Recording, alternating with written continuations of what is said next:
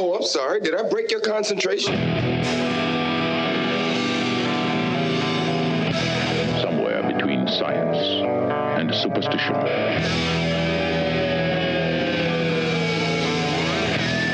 We have such sights to show you.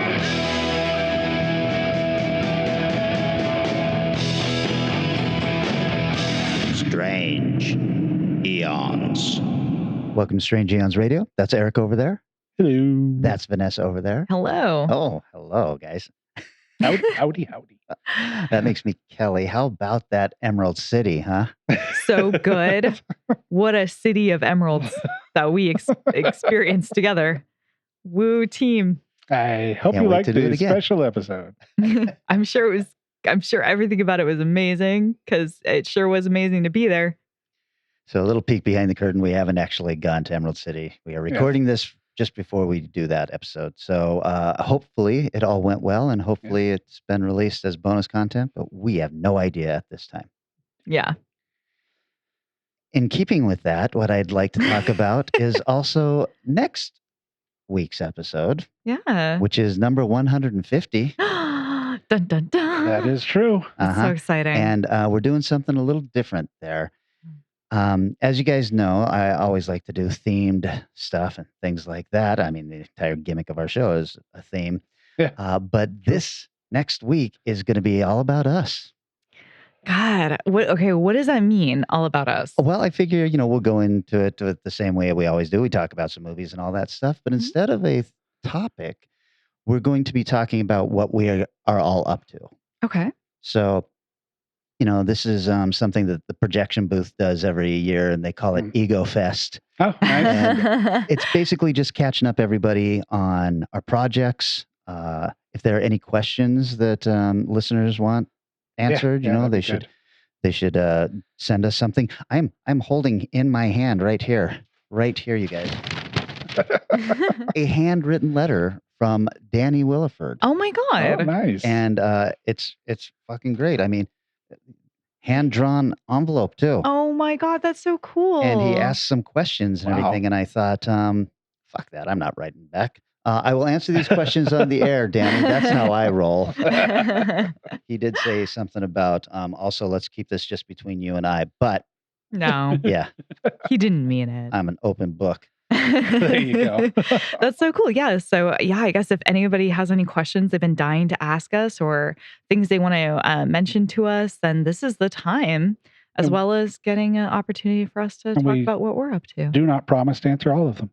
No, we do not. But we will at least address that you asked. Sure. Yeah. Thank you that for should the be question. interesting. Like, Danny asks this. And you'll be like, I am not answering that. Absolutely not. These are all great people. I'm not expecting any questions that we would go, oh, God, no. That sounds really fun. And yeah, I'm really stoked because I feel like sometimes I only see you guys in the context of the show. So I don't even know all the time what you're up to. It'd be really, really great to hear what everyone's doing. Yeah, I killed a guy. I mean, like a new one, or because I feel like this happens pretty regularly. Tune in next week. Ooh. Before that, though, let me tell you what I watched. Yes, please. I saw Venom, Let There Be Carnage. Oh, hey. This movie is garbage. However, it's still better than the first one. I can't remember enough to agree or disagree. There is a certain amount of charm to the Venom character they have created that is not there in the comic books. There's a real loving relationship between the two characters that is really fun to watch in this one. A little bit of that, and also just the humor. They've made him an asshole as a superhero. Mm-hmm. Okay. And,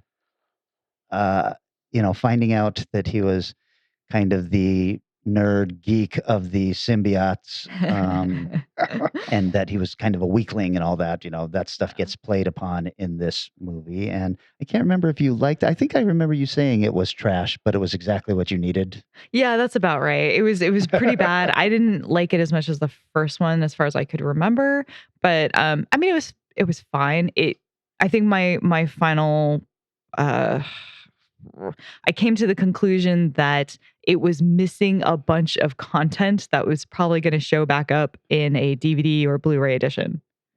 Right. Yeah, I could believe that. Here's my takeaway from it was I can't believe that we missed out on having Tom Hardy and Woody Harrelson do a good movie because they were busy making this movie. They were supposed to do another movie together? Well, who knows, but they didn't.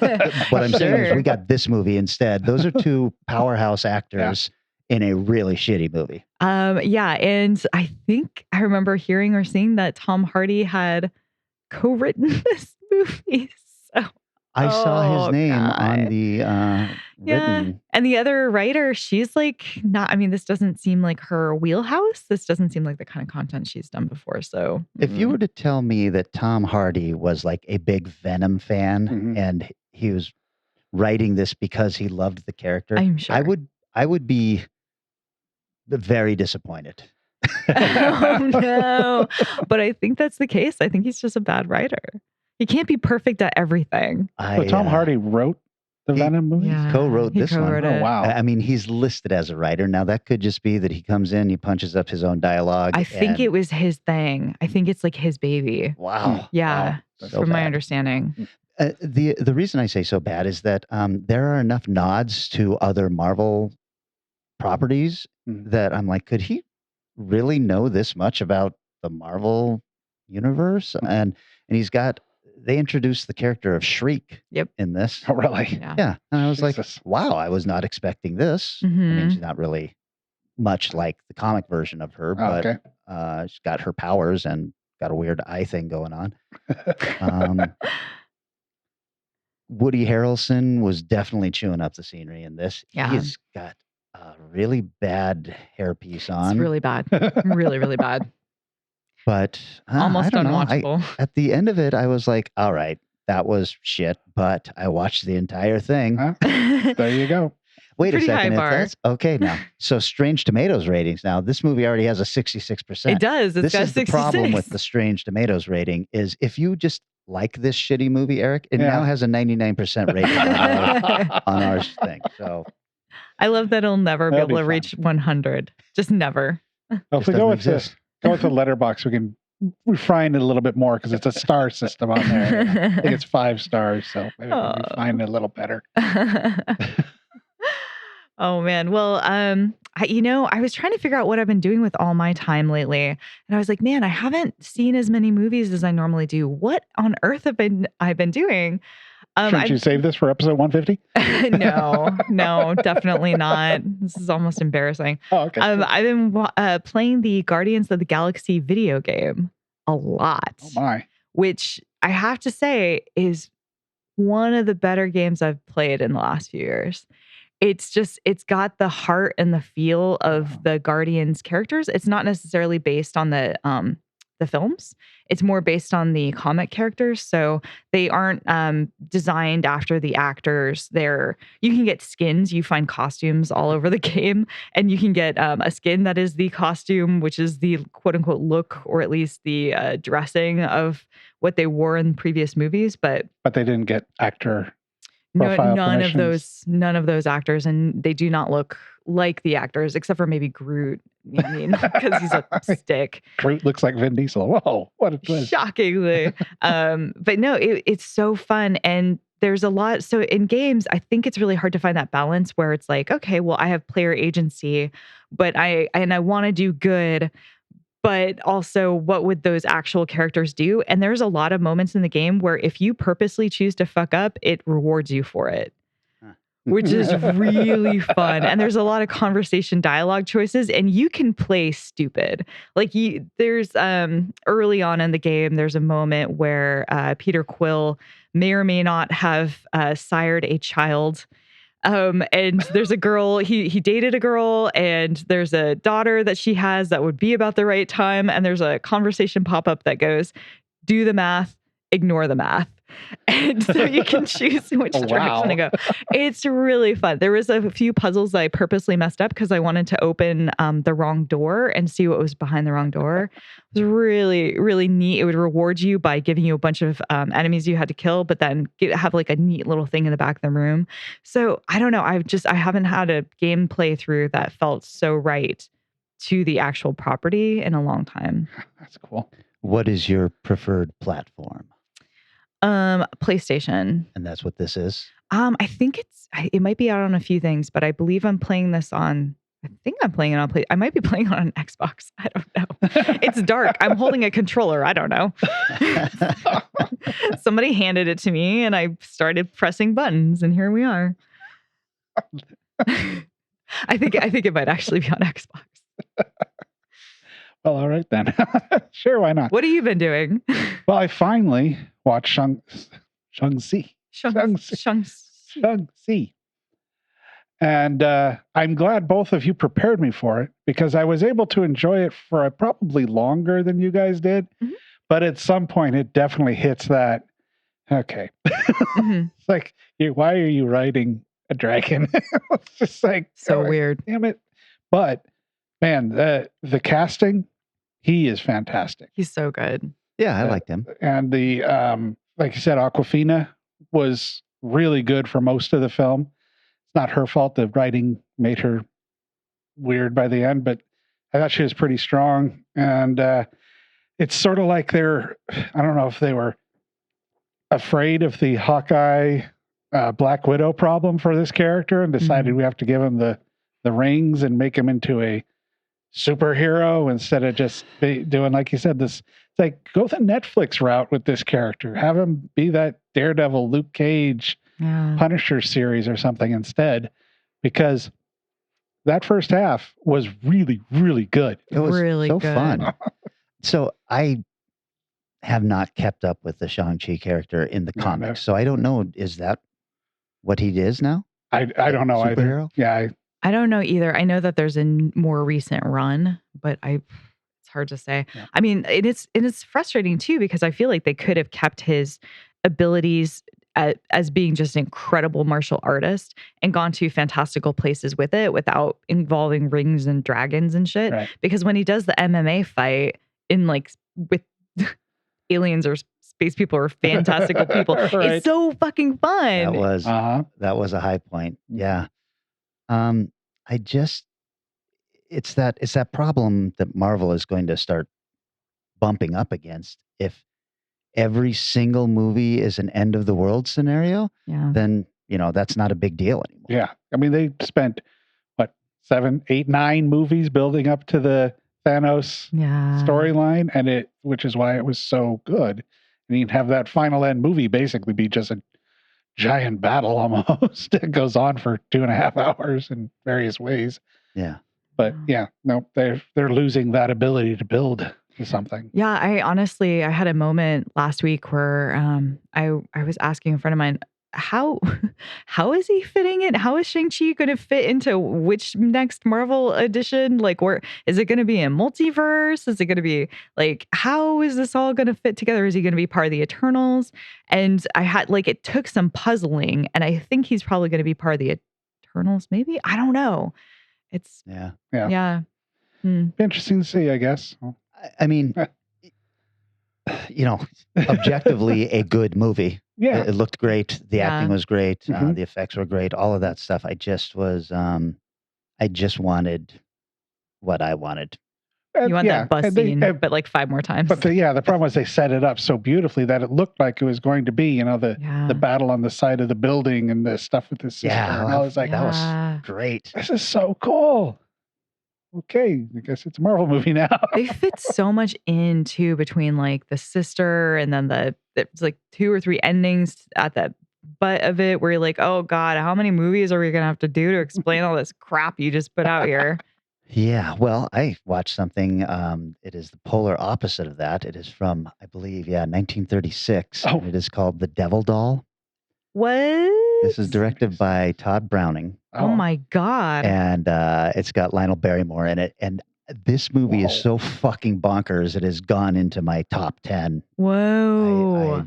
just like, wow, how have I missed this? And I was scrolling through something and I saw the Todd Browning thing. And look, I'm not a Todd Browning devotee. I like Freaks way more than I like Dracula, and I think his Dracula is kind of weak. Yeah. But this movie is my favorite Todd Browning movie now. I don't think I've ever heard of this, and I feel like I've heard a lot of things that have Devil Doll in the title. Escapes prison. Okay. And he then dresses as an old lady who is a doll maker to take revenge on the people who put him in prison. But his dolls are actually shrunken humans that he has go out and do his bidding. Oh so he my sells God. these people these living dolls. Oh my God. Then kill the people. This is I was like, what is going on here? It's so fucking That good. sounds great. That's fucking bonkers. So it is available only as a rental or a purchase for like $1 more. I'm glad I decided to purchase it because now I can watch it over and over. God, it's so good. The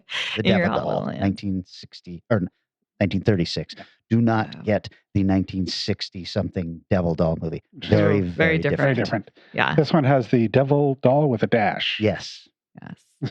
Wow. Oh, that sounds fucking bonkers. Well, I checked something out. This was the other thing that I was spending all my time on when I was like, I'm sure I also have spending hours and hours and hours doing something else too. The Netflix put out a animated series based off of the League of Legends property called Arcane. Did either of you guys catch this? No. No, and all of those words you said to me made no sense. Sure. What is League of Legends? League of Legends is a very, very, very popular game. Online, it's kind of like you form little groups and go and attack other little groups. It's kind of the foremost competitive for money video games, I think, in the world. One of the big tournament games. It's a big tournament game for sure. Is this a MMORPG? Or as I like to say, a multi... For somebody who works almost exclusively in game, I don't know. Okay. Because I've never played it, but I do know people who are obsessed with it. And, people have been cosplaying it for years, and it's a huge, huge part of the game universe. When you look at the shots I've seen, it looks sort of like a top-down version of like Mortal Kombat or something, except everybody's fighting at the same time. Yeah, it's almost like a StarCraft. Like, I feel like you set everything up, and that all these people who are listening are going to be screaming. Right. You're so fucking wrong. Anyways. So anyway, so like I said, I don't know much about League of Legends. This show came out, and a lot of people were excited about it, and I was like, I don't think I'm going to be able to watch this because this is just not my thing. And then I went ahead and just caved and started watching it. Really, if you like League of Legends, it's just sort of going to be a little bit more fun, but as a property itself, it is incredible. It is an incredibly well told sort of steampunk, feels almost like a French retro fantastical series. Wow. And it is so much deeper and darker and more beautiful than it has any right to be. Is it anime, or what country is it? No, it's origin? I don't. Do you know? I mean, it's American. I mean, it's English speaking. It just has those kind of vibes to it. It's not treated like anime though. It's animated in a little bit more of a normative classical style that we see nowadays. Cool. But it is beautiful, and there were moments in it that I was like, "What the actual fuck?" Like, I was hurt inside. There was an episode that I spent 3 days just being really like, it was weighing on me. And I think for people who had played the game, they are a little bit more familiar with these characters. These characters are not super deeply, the whole idea behind League of Legends is they're kind of leaving it open for your interpretation. So they present some very, very basic, surface level ideas about these different characters. That's a good way to describe how you didn't want to write a whole bunch of stuff about the characters you're creating for a game. Yeah. We're leaving it open so you can interpret. And then we're going to give it to this property here to tell you exactly what they are. Yeah, and for years I think they've left the rights open. So if you want to do something creative with this property, you can. They're like trying to engage the fans in this way, or at least that's how it's been for a long time. But now, I mean, this show it's it just creates this whole universe that I think they've already said, this is kind of like a side version of what this world could be. So they're not even committing to this, but as from the game's perspective, but the actual show is fucking unreal. And it's called Arcane? Arcane. Okay. Yeah. Check it out. Well, I've got another one that I've been anticipating a long time. Amazon's Wheel of Time. Yeah. And this is a series that's been weird for me in that there's about 14 books, I think. Yeah. Is Robert Jordan still with us? No. Okay. I think there's at least 3, maybe 4 of the books are not him. Okay. But I've read the first 3 or 4 books probably 3 times, Mhm. and I've read up to 8 or 9 Mhm. twice, and I keep getting bogged down. It became such a giant world. It's like none of the original characters seem to be in it anymore. It's like whatever. But those first few books I freaking love, and so far pretty solid interpretation. I mean, there's some stuff moved around, and there's some things that are done differently, which is some smart choices because these books are gigantic. Yeah. Some of the complaints I've heard is that it is blatantly ripping off the Lord of the Rings moments. Did you feel that at all? And are the books that way? Any fantasy book you want to, it's sort of like if you were to, like we were with the Mars movie came out, where people were saying, well, this is just ripping off Star Wars. Like, well, no, actually Star Wars ripped this off. John Carter. Yeah, John Carter of Mars. You could trace very, very tons of properties in sci-fi back to John Carter of Mars. You can take, I don't know if I've ever read a fantasy novel that you cannot directly trace back to Lord of the Rings that has stuff from it and things from it. And it's just there's a local writer who did the, not Saberhagen, not that writer, Terry Brooks. Yeah. Who, I mean, if you want to talk blatantly ripping off Lord of the Rings, those books are flat out a rewriting of Lord of the Rings, but they're great books. So as far as fantasy novels go and fantasy stories go, yeah, of course. So does every other fantasy movie. Well, I thought that was an interesting way to go because this is on Prime, right? Yes. Isn't Prime also the one that is making the new Lord of the Rings? Yep. It is. So it seems like, oh, well, all right. Never mind. Well, no, it's like you could watch this, and if you want to find things that make you think Lord of the Rings, you can find them. If you're just watching as a fantasy, it's not like Rand sits down with a old wizard and they get together and buddy up and then go on a trip to help the world. There's a guy who teams up with a wizard lady and they get up to go trade the world, but the way they get from point A to point B is completely different. Okay. Right. And so it's just like, yeah, you could find it. If you want to say it's a Lord of the Rings ripoff, you can definitely figure that out. Do you think it helps to have read the books? I don't know. The problem is I've read them 2 or 3 times. So somebody says, I said I know what they're talking about. Right. And I know all the wires that bring the warders together. And so I don't know. I feel like if you hadn't read the books, it seems like you might get a little like, I don't know if they're planting seeds and they're going to explain as it goes along, or if they're just sort of skipping stuff, which I don't care. I don't care that one character that everybody complains about wasn't in Lord of the Rings, like, because he's a great character, but his story doesn't advance the story of the Lord of the Rings at all. So he's not there, fine. So I love the Alan Moore way of looking at interpretation things. His take was, I wrote my version of The Watchmen. Whatever these people I sold the rights to make out of it, that's their version. Right. Yeah. So I don't care what they do with it because I already did my ultimate version of my story. And I feel that way with books. Like that's the book. Right. If you want to interpret it directly, great. If you want to interpret it differently and create something kind of new, let's see how good it is. I'm right there with you. Yeah. I will check this out. I haven't read the books. Okay. I shall report back. Oh. But before then, how about we take a little break? And then when we come back, we're talking road movies. What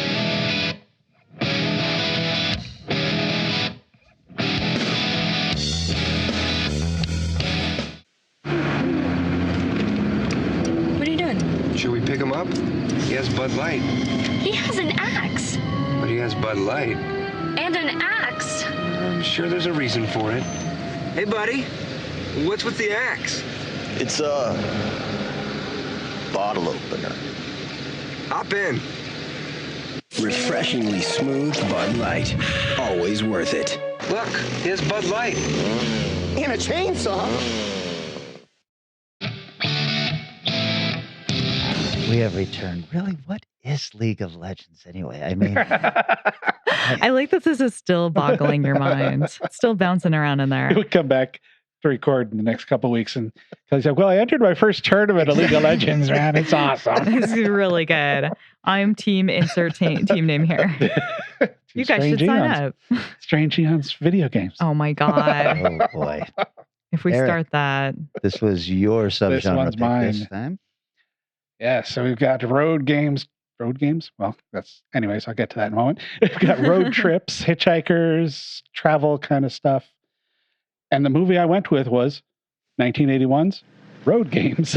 Road games. What the hell? The truck driver plays games.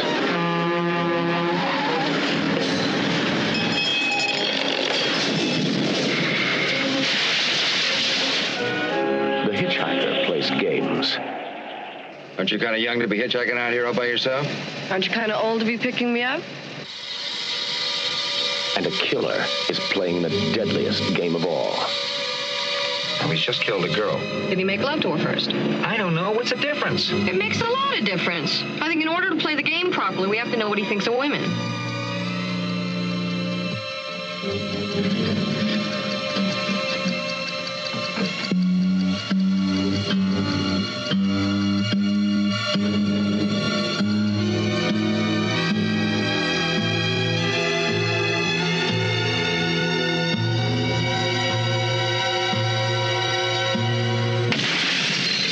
Stacy Keach is Quid. No, it's Q-U-I-D. D as in death, the young girls, you cretin. Jamie Lee Curtis is Hitch. Attic and camera. Now you're looking for a little adventure, huh? I could go to Disneyland for a little adventure, but I'm looking for is a little excitement. Road games. Across 1,600 miles of desert highway, they're playing games of violence and sudden death.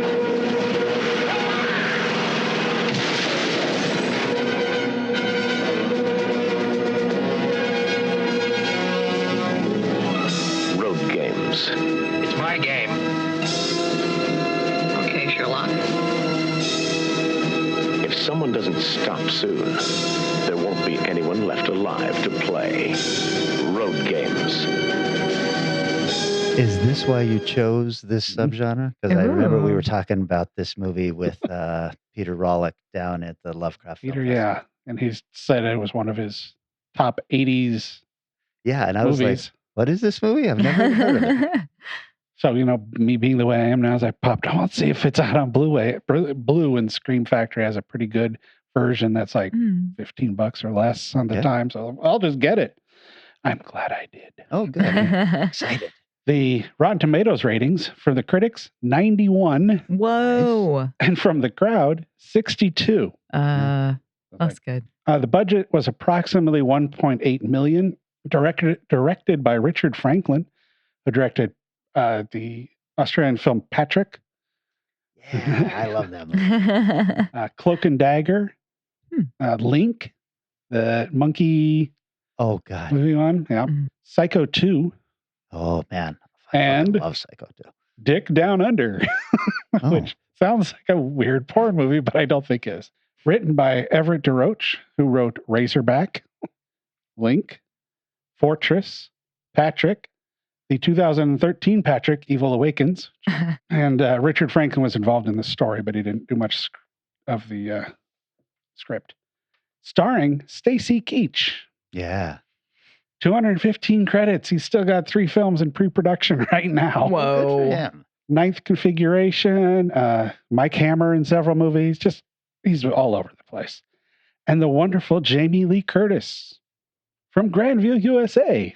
The Love Boat and The Little Engine That Could. Oh, yeah. Aww. A couple Australians, Marion Edward, who was in Raw Silk, and Steve Millichamp, who's in Mad Max as Roop and in Romper Stomper. Two very good Australian films. Romper Stomper is not a comfortable watch, but it's well done. Not yet seen that one. The film starts with Stacy, who's playing a character named Quid. He's got a long haul trucker. And if you're a long haul trucker in Australia, you're a long haul trucker. And he is pulling up for the night at a place and gets a call that there's a strike going on and they're having a hard time getting meat moved. Does he want to do another thing right away? He's like, I'm supposed to have a 12-hour break. By the time he's done with the talk, the hotel he was going to stay at has gone from vacancy to no vacancy. The guy who took the last room apparently was somebody he saw on the road pick up a hitchhiker that he'd ignored. It goes to the scene of this hitchhiker and the guy who picked her up in a room, and it's a beautiful giallo, almost level shot where she's nude, completely covered by the guitar she's playing, and the bathroom I'm assuming he's in has this super bright white light outlining the door frame, and she's all in really a strong red color, and it just looks freaking awesome. Like, okay, there's a filmmaker making this one, man. Doesn't go real well for the hitchhiker. The next morning, you wake up and the hitchhiker is very, very curious about the garbage being taken out, or the guy driving. And Quid's dog, who's over there sniffing at the garbage and trying to figure out what's going on, but nothing really comes of that except for Quid noticing it. So now we go onto the road and it's time to introduce us to Quid. How do they introduce us? Saying a bunch of funny shit about people he's driving by. And it is some great, really fun lines. Even passed by a station wagon with kids who looks like the director or somebody wanted to put them in kiss makeup, but couldn't quite get the thing. So it's sort of like a half kiss, half something else makeup. Like, but I recognize that black star on your eye. And he travels with a wonderfully adorable dog, and it's well shot and interesting. There's cute little moments like the dog gets scared by something he does, and it's not like a jump up, it's just the little jump that dogs do when you scare them a little bit. It's just really, really well done. He spent a fair amount of time doing that, but it doesn't get bad because Stacy Keach is fun to watch and the lines are relatively clever. But then we see the van from last night shows up behind him, following him. So it's time to ratchet up the tension a little bit. He's of Quid's avoiding picking up hitchhikers because he's sort of watching this guy trying to figure out what up. And somebody does a cute little trick, which I'll leave because it's fun to watch in the movie, to get him to pick her up. But unfortunately for the film, Jamie Lee Curtis doesn't show until 40 minutes in. Oh, interesting. And I say unfortunately because their chemistry on screen is phenomenal. They are so good together. It is a little odd in that every place he stops, you see it's the same people. You see like all the people he was making fun of at the beginning, like in the station wagon or the guy that sneezes in his motorcycle helmet and all the stuff like that. They keep showing up at wherever he goes. The film is loosely, well, actually not that loosely, but adapted to the concept of Rear Window, where it's a guy, who sees something and he's trying to figure out what's going on, and he keeps seeing the guy. Like one scene he sees the guy, is he burying something out there in the outback? What's going, and little things like that. And they even managed to get Hitchcock a cameo. Wait, Hitchcock's in this? Jamie Lee Curtis picks up a pack of magazines and is flipping through them, and one of them is Hitchcock Presents. Oh, sure. Like, oh my gosh. Nice. They also twist it to where the cops are starting to think maybe he's the killer. As a long haul truck driver, apparently, I don't know if it's from the movie or if it's actually true in Australia, he had his full name on the outside of his truck. So the guy in the van could have easily gotten his name off of that. They nicely don't sit down and tie all these things together. A lot of little segments and things are mentioned as a one-off quick thing, like when the cop says, well, your name was registered. He's like, I could have seen on the side. It's just these quick little things. It's not a major plot point that we have to make sure you hear what we're saying. So it's really, really well done. There's a long scene, which is, they think they've caught him. And what makes the scene really good, but then really annoying, is the station wagon pulls up and for some reason has an alarm going off in it. And it's really loud and it goes off the whole scene. Like, there's some great shots in the movie. Like he makes a call. He's in a weird bar And there's this great 360 shot of the entire bar. So you see all the people and all the quirky little things that are going on. It's smart filmmaking. This is a well done film. They use the dog a few times to go investigating stuff, pulls the movie together in all the right ways. So as you can tell, I really liked this one. And largely due to Stacy Keach. And then when Jamie Lee Curtis shows up, because man, they were good together on screen. I'll just say the last 20 minutes or so for you to enjoy, because I do fully, unlike the last movie I talked about, I do fully encourage you to go out and check this one out. It is a lot of fun. Now, we mentioned earlier it's 1.8 million, which seems kind of piddly. At the time, it was the most expensive film shot in Australia. Wow. Oh my God. There's an interview with Stacy Keach on there, and he loved working on the movie. He said it was just a lot of fun. And they're driving in the middle of nowhere and traveling. And they'd set up as a group at the hotels as they were going. And they traveled the road that they were shooting on. Wow. Richard Franklin gave the writer a copy of Rear Window to say, this is kind of the script I want you to write. He loved what he put together. But developed the idea and brought it to while they were working together on The Blue Lagoon. Oh, sure. It seems like a small, extremely large country town in which filmmakers cross paths frequently. Yes. They wrote the first draft of Road Games in 8 days in the hotel at night during Blue Lagoon's production. Whoa. Don't know how many drafts it went through after that. And Franklin did acknowledge, and boy, do I agree with him, he really wishes he didn't enlarge Jamie Lee Curtis's role. She's not in it a lot. Jamie Lee Curtis, on the other hand, did not necessarily have the greatest time on the shoot. Because at the time in Australia, if you shot a film, you could replace Australian actors if the person had a big enough name.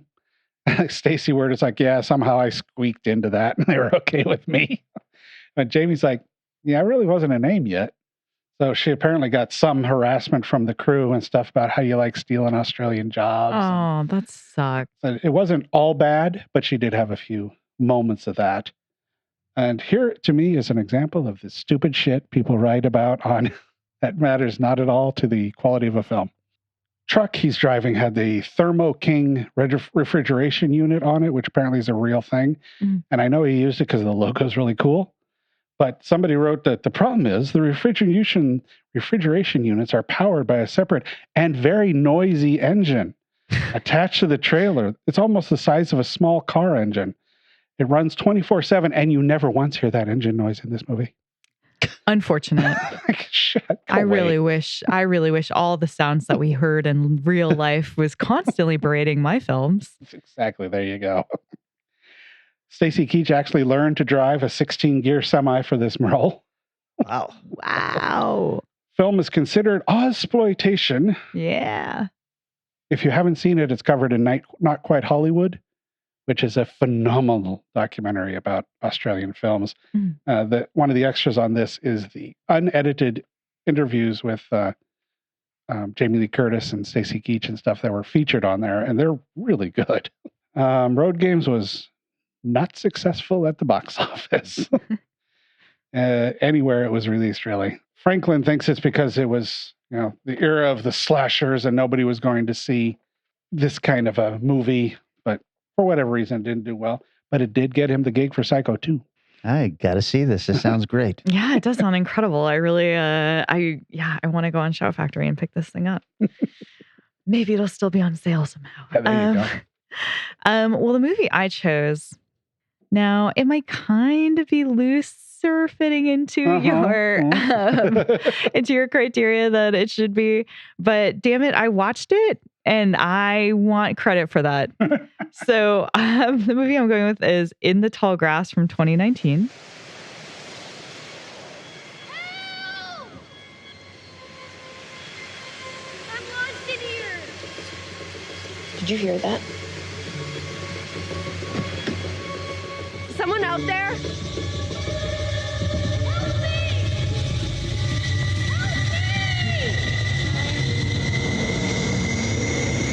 me!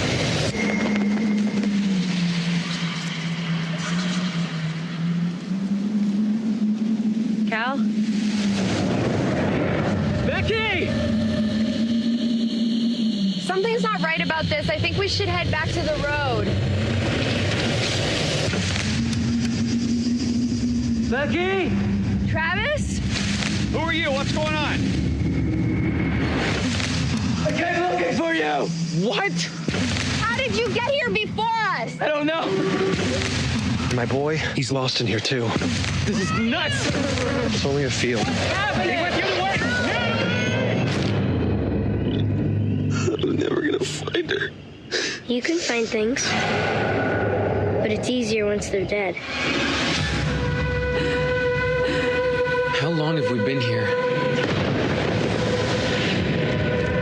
I'm not sure.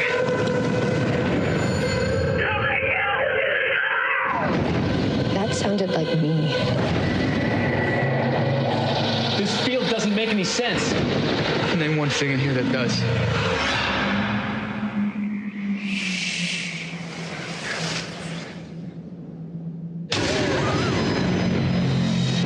You think this is just chance?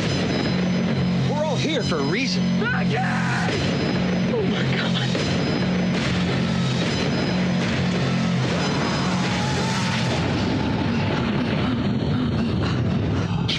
Grass. It's just grass.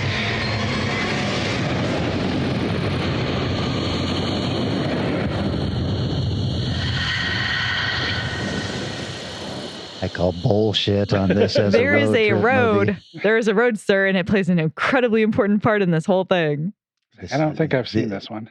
Have you The seen contempt it? you have for our listeners I know. is shocking. It's pretty bad. I'm sorry, everybody. I need to publicly apologize. But I watched this fucking film, and now you're going to hear about it.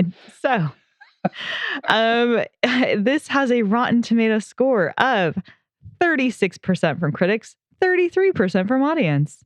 It is obviously a very recent movie from Netflix, which means there is no budget or box office information that is publicly available, of course.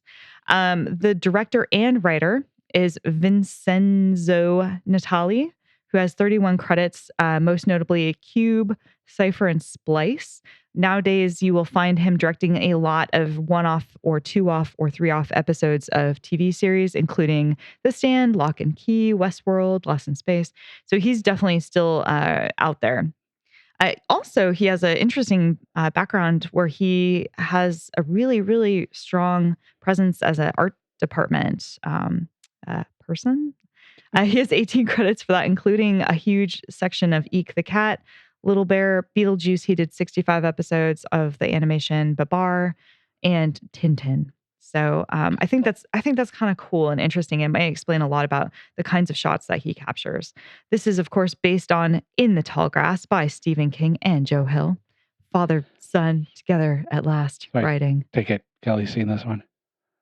I have seen this. This would have been a great pick for a movie that was about grass, Well, but not a movie about roads. there is a road that the grass is on the side of, sir.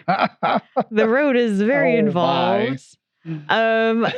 We'll get there. It is starring Lesla de Oliveira, who plays Becky / the sister. She's been in 19 things, including a pretty heavy role in Lock and Key, where she's in 11 episodes of that as Ellie / Dodge. She's also in Code 8 and a lot of random other TV. Avery Whittard, who plays Cal / the brother. He has been in 6 things, including A New York Wedding, which is a TV film, and a lot of kind of bad, random one-off episode stuff. We have Harrison Gilbertson, who is Travis / Becky's boyfriend. He's been in 21 things, including 10 episodes of Harrow, 6 episodes of Picnic at Hanging Rock. He was also in Fallen and Need for Speed, and 12 episodes of Conspiracy 365, which I have no idea what that is. Will Bull Jr., who plays Tobin, which is the little kid lost in the grass. He has been in 10 things. He's really, really good, but not a lot of stuff, but 68 episodes of something called Bunked. So I'm guessing that's probably a Disney thing. Rachel Wilson, who apparently not the wife of Patrick Wilson, which I was going off the assumption of for a while there. She plays Tobin's mom / the wife of Ross. She's part of the family that gets lost in the grass. She's in 106 Things. She's a Canadian actress who was in Austin Powers' Spy Who Shagged Me, Mystery Alaska, and a ton of TV episodes of things I've never heard of because they are Canadian. And Patrick Wilson, who plays Ross / the husband. You would know him as King Arm in Aquaman and Night Owl in Watchmen. And apparently he starred in the episodes of Angels in America, which I did not realize. Also, I guess you might know him as Ed Warren in Conjuring and Josh Lambert in Insidious, but whatever. Don't worry about that. The plot. There's a road. There's a road, and people are driving along it, namely Becky and her brother Cal, who are traveling across America. They are traveling, people. They're going from one point to another on this road. And she is super, super pregnant. They are going to San Diego because she is going to give her baby up for adoption. Her and her boyfriend are seriously super on the rocks, if not fully broken up, because he basically found out she was preggers, freaked out, told her she should get an abortion, and kind of abandoned her into the situation. So her brother has swooped in to help, and he is driving her over to San Diego so she can give a rando couple her baby. He is eating a burger on the road in the car. It smells real strong. She can't handle it. She asks him to pull over, which is the only reason we're at the grass at all, because otherwise we are fully in a road movie. And she has to narf because it smells very strong. While she is busy puking, she hears some people in this grass, or a person in this grass, calling for help. In fact, it's a young boy.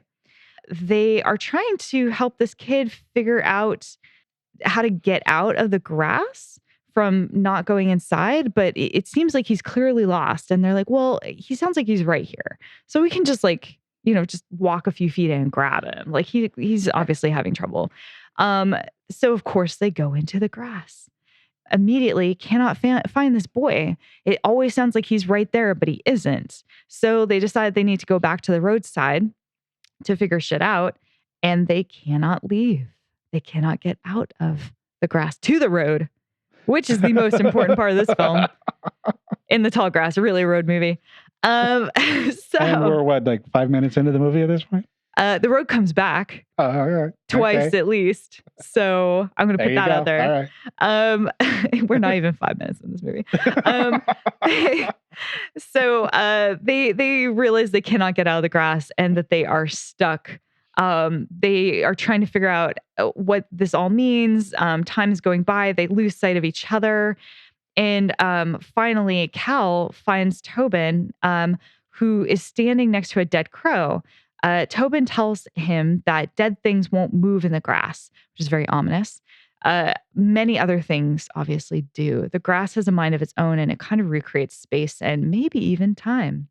He also tells Cal that Becky will die soon, and that the rock told him that. Tobin then leads Cal to a fun big rock out in this grass and tells him to touch it. But before he can, he's got his hand reaching for this giant black obelisk thing. The hair is standing up off the top of his arm. And we hear Becky scream, and he runs after her. Cut to Travis, the shithead father of Becky's child, arrives at the road. He's driving alongside it. He pulls over. He sees their car abandoned next to this church that's across the street from the road. And it looks like all the cars are really dusty and dirty. It looks like some time has passed. Well, it certainly doesn't feel like it. He finds a book on the ground with her name scrawled inside, so he knows it's her. And he decides to go ahead and investigate the grass and try and figure out what happened to her. So he enters the grass and discovers Tobin.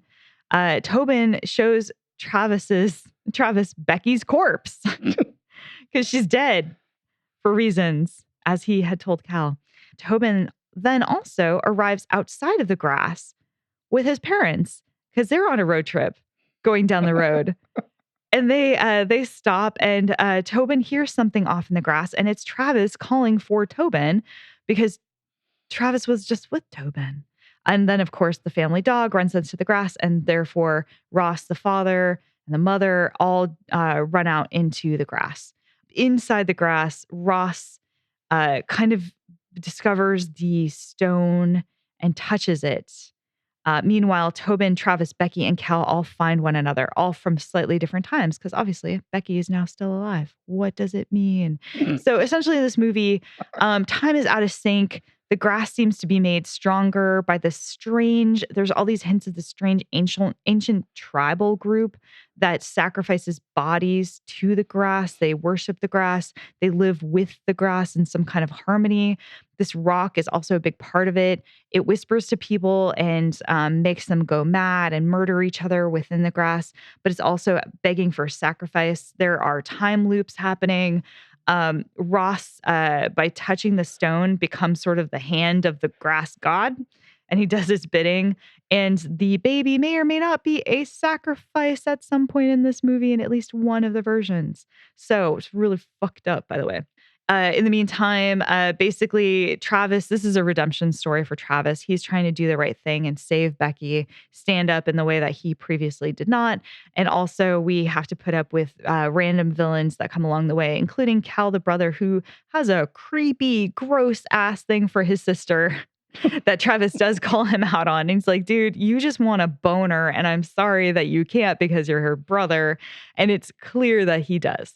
So, this movie, what I like about it has a road in it, and they travel on that road, and that's pretty neat. I like how much of a road movie this is. I really like this sort of redemption of Travis. I think that that's really interesting. I think that's a cool storyline. I like the set. I don't think that the grass ever really got stale for me, and that's partly because of how it's shot, but also how it's broken up between adding new information about the grass and how dead things can act as markers and tomes, and how you also have that rock, and then there's a bowling alley that's like in the middle of this grass too. So you get these sort of interesting other features that you discover in this grass that help make it feel like a larger space. There's a bowling alley in the middle of this grass. What are you talking about? Yeah, there is. I know. Well, so that's it makes the question. Perfect sense. What is the problem? Hey man, the bowling alley is pretty freaking cool. I like Patrick Wilson being a scary motherfucker. The thing I don't like about it is it has the same problem that a lot of Stephen King adaptations into films have, where it feels like there are a bunch of things and there's just like one thing too many somewhere in here. There's just, or two or three things too many, like this kind of weird ancient, like Aztecan style cult worshiping grass people out there, and then like Ross getting overtaken, and there's just a lot of set pieces that just become bigger and bigger, and it gets us further away from the core story. And I think if you do the core story right, you don't need all that extra stuff. So Kelly's giving me the worst look. He looks so unhappy. Well, I hate this movie. This is a terrible movie, Yeah. and it is a horrible adaptation. The story is 8 pages long. Sure. Whoa. So Yeah. It's just, I think they gave, who is this? Vincenzo Natali? Yes. I think Netflix basically said, whatever you want. Yeah. No you did supervision. The Cube. I believe in you. And so he gave them this, and they were all like, all right. I do like, you know how much I love Patrick Wilson. And doesn't he have like a thin mustache in this? Yeah. I It think was so. like, Yeah. it He was looks like a real creepy. creepy pencil thin mustache or something. And I was like, you know what? It looks good on you. Yeah. You just know from the instant you see this guy that he's like, there's something wrong. He's trouble. Yeah, absolutely. A little bit of fun trivia about it. This was in development initially in 2015, but it failed to start. And then in May of 2018, Netflix announced it and purchased the film rights, with Natalie directed up as the director. Natali. Director Vincenzo Natali said, quote, "Who would think that grass could be frightening? Trust Stephen King and Joe Hill to find a way. They have transformed an otherwise innocuous Kansas field into a stage for some of the most disturbing horror fiction I have ever read." So those 8 pages really had an impression on him. Manga artist Shintaro Keigo did the concept art design for the film adaptation, which I think makes a lot of sense since the director had such a strong like art background. Patrick Wilson stepped in for James Marsden, who was originally meant to be in that role for this film, but had to decline because he went off to do Sonic the Hedgehog, another film I love.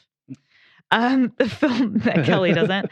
The film was shot in Ontario. The dilapidated church was constructed for the film in Perth South, and the filming took place outside of a bowling alley in Elmira, Ontario. There is a 1959 Chevrolet standing outside the church with its grille customized to resemble Christine, the 1958 Plymouth from Stephen King's novel with the same name. If you look carefully, the stained glass in the church looks like grass. And it film premiered at Fantastic Fest, and basically a month later came out on Netflix. The tagline is, "Some places have a mind of their own." It is a terrible tagline. They could have done so much better. Shame on them. IMDb top review from Fella Shibby says, quote, "I got trapped into this purgatory only after seeing Patrick Wilson in the trailer. Weak plot stretched unnecessarily into 101 minutes of boring grasses in WTF stone." And Claudio Carvalho on the other side of the coin says, "The intriguing supernatural field." Yeah, the original story is just I don't know if there's any of the pregnancy stuff, but it's just a couple who hear a kid in a field of tall grass, and then they get, lost in the grass, and they realize that the grass does this to people. It brings them in by having a voice. I don't think they ever get to see the kid or anything like that. They're just stuck, and you realize, oh, this is a field of grass that lures people into it by pretending there's somebody stuck in it. It's the Stephen King curse of lawn-based adaptations, I guess, are the worst ones. Probably. Like Lawnmower Man? Right. Lawn-based adaptations. Well, first of all, let me just say that I really care for the listeners, but I also have the utmost respect for our fellow podcaster, Eric, who asked for a particular genre of film, and so I went and found one in that genre. Yeah, well, Eric, I respect you in my own way. Not only that, Road Games sounds amazing, but this Road movie Games is so fucking good, and it is from 1973. It is a little British film called The Deathwheelers, also known as Psychomania.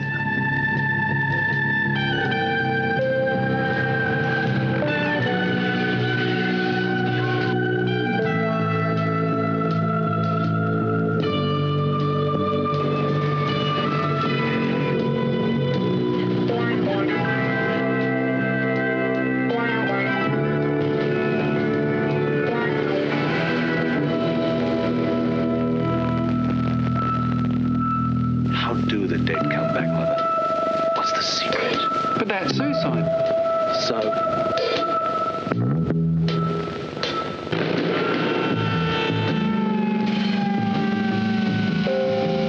what are you going to do?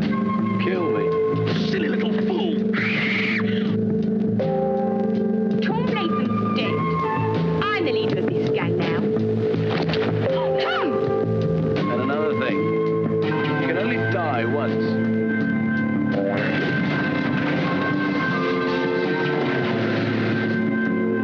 Tom, you're not human.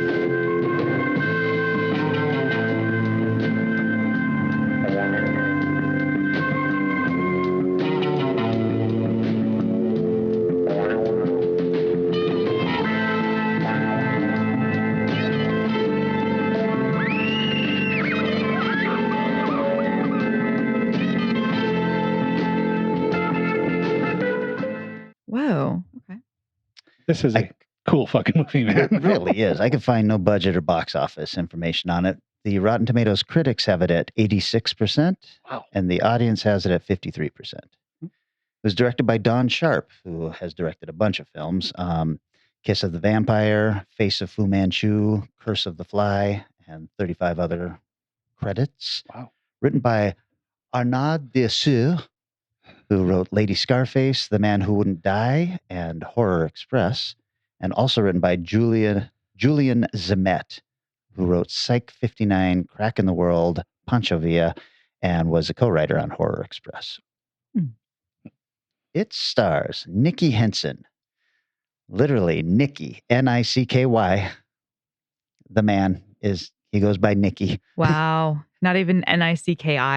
Well, that would be the way if it was a woman, I imagine. Well, it's a little more manly, though. I think that you would just go by Nick at some point in your life. Sure. That does make sense. Still, Nicky Henson had 111 credits, including Witchfinder General, Syriana, a ton of British television, like The Avengers, Shine on Harvey Moon, and 36 episodes of EastEnders. It also stars Mary Larkin, who's mostly British TV, including Crown Court, EastEnders, and BBC Playhouse. And Michelle, same thing, a bunch of British TV, The Two Ronnies, Hello, Hello. Oh my God. And Lefka's Man. Wow. And it also starred George Sanders, who had 138 credits, including Rebecca, The Lodger, The Picture of Dorian Gray, All About Eve, Village of the Damned. He was Mr. Freeze in the Batman 66 TV show, and he was the voice of Shere Khan in the Jungle Book cartoon. Wow. Oh, that's cool. So, Eric, you've seen this. Vanessa, you have not seen this. Correct. There's a road. Okay, sounds just like tall grass so far. So, our main character is Tom, who is described at one point in the movie as an amiable psychopath. And he is the leader of a violent teen gang named the Living Dead. He loves his mother and riding his motorcycle with his girlfriend, Abby.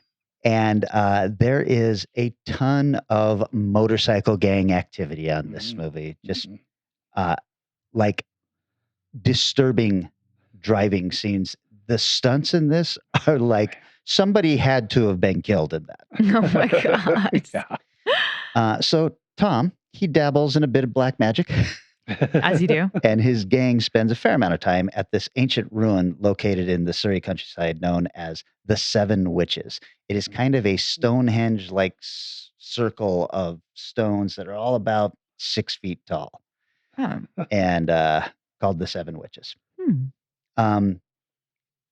Similarly, his mom also dabbles in a bit of magic, and her sinister butler, Shadwell. Oh my God.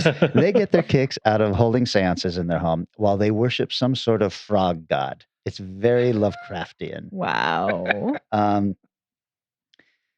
We are told that Tom's father had vanished in a mysterious room in their house shortly after Tom's birth.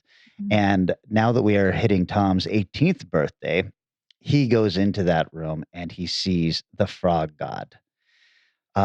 This incident leads Tom to kill himself. He commits suicide by vehicle.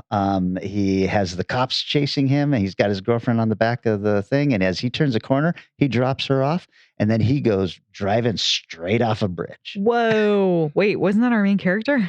Yep. Okay. Whoa. And the whole thing is that this whole thing kind of starts from his mom. We get the feeling that his mom wanted him to do exactly this. Oh. So, per his wishes, he is buried with his motorcycle. Oh my God. At the center of the Seven Witches.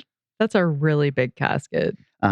And there is this spectacular scene where there's a young couple that's arguing around the stones and everything. And then they suddenly hear the revving of a motorcycle. And they're like, where the hell is that coming from? And he explodes out of the ground on his motorcycle. And I was like, you know what? This movie, if it gets stupid or whatever, it was worth watching just for this scene. It was so cool. And he, of course, then kills those two kids that were arguing. Oh, sure. So, okay. It's pretty fucking great. Taking a twist.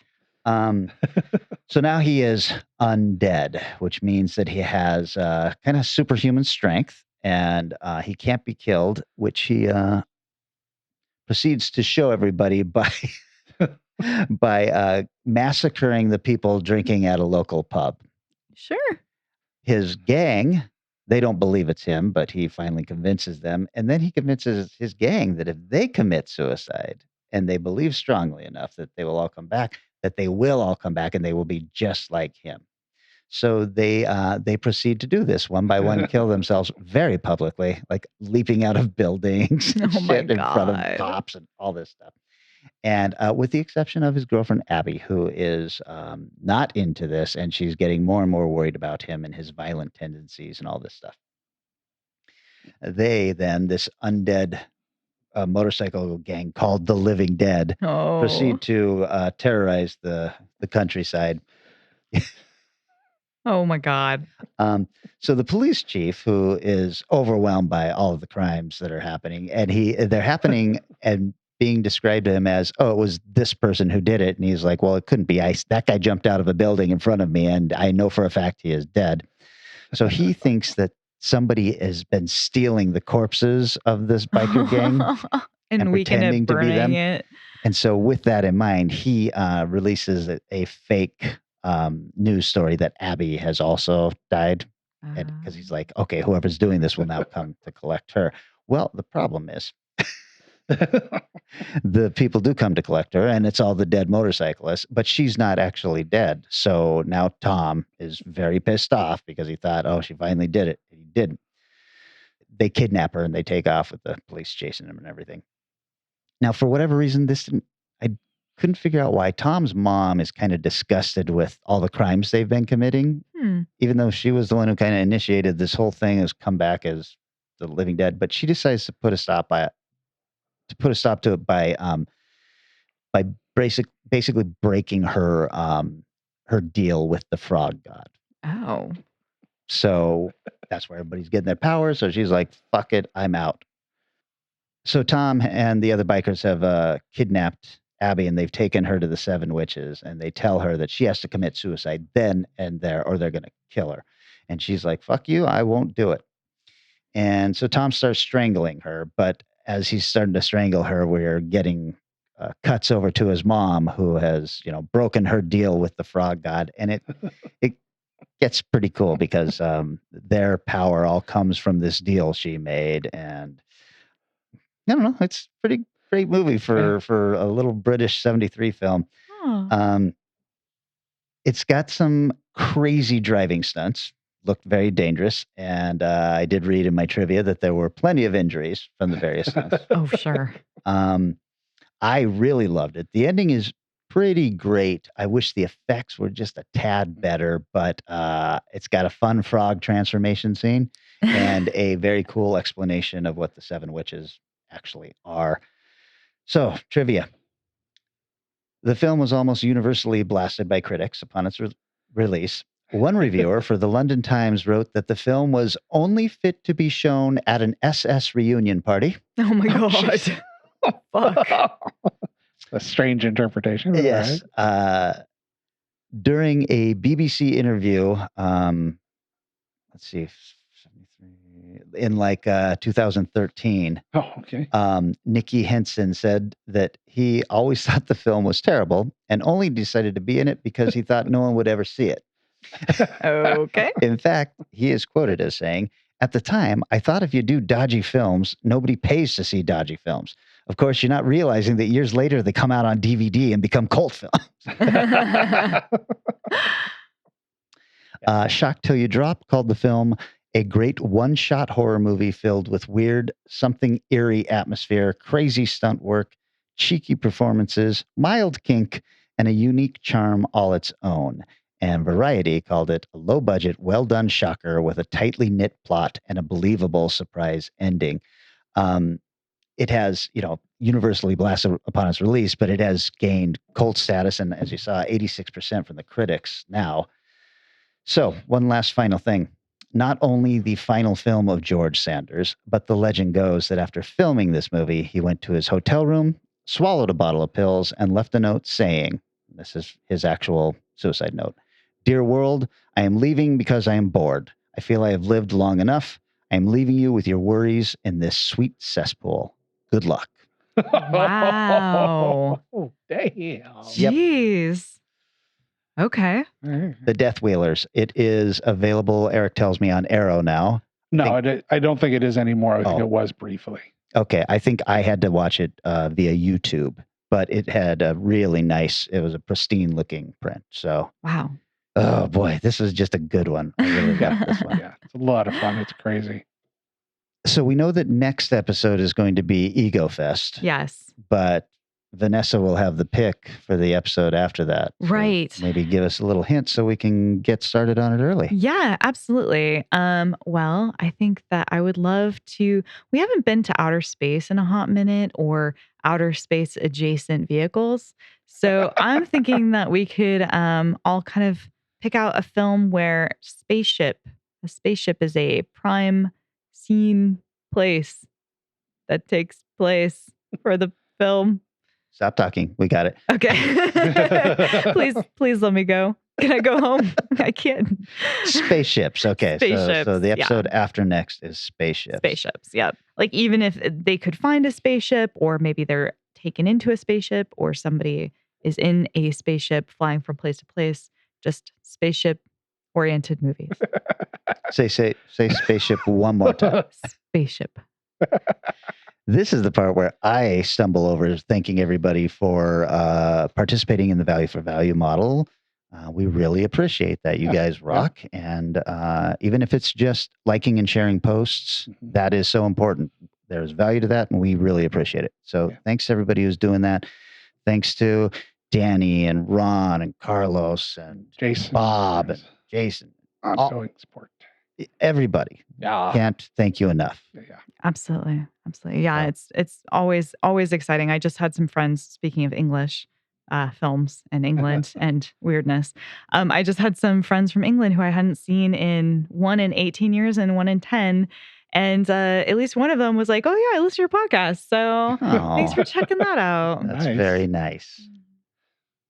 All right, are you done talking about yourself? Yeah, you can save that for next week. I guess. Sorry, I can't help it. It's just in my blood to be so vain as to talk about myself once per episode. All right, you guys. I'm tired, and I'm tired of you, and I want you out of my house.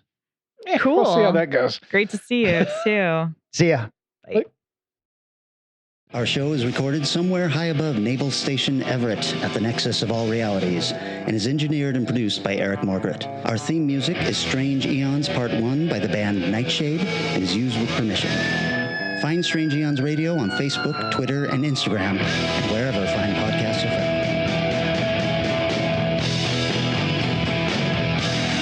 I watched this fucking film, and now you're going to hear about it.